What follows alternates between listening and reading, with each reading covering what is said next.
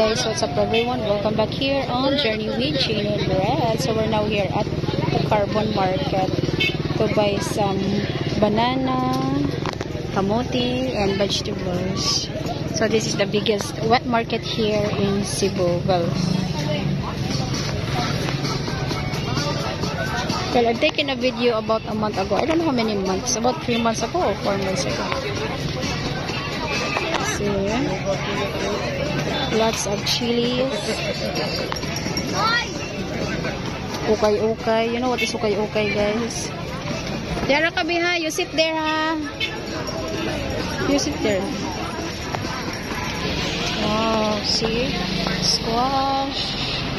And, wow. Very big grapes. Yeah. So it's really crowded here.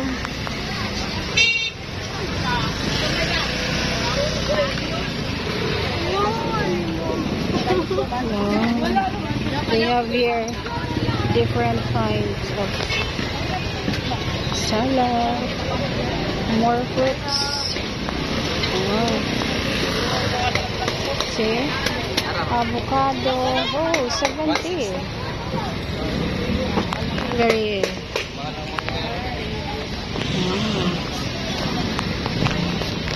But when you're taking a video here, guys, you have to watch your back because there's a lot of snatcher here.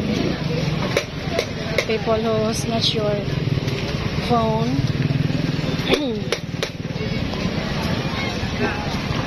Oh, there's also a shake here. Wow.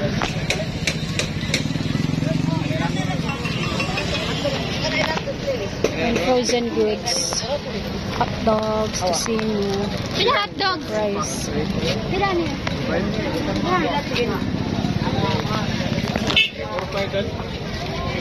Pila ni siya usa kay nani yang?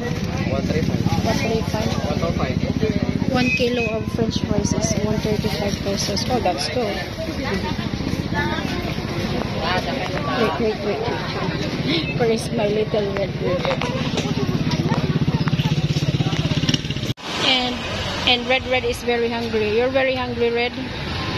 What are you eating? Fried chicken.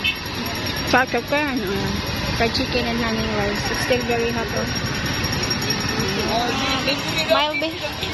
Smile, babe. There's more there. Still cooking. Can I eat na?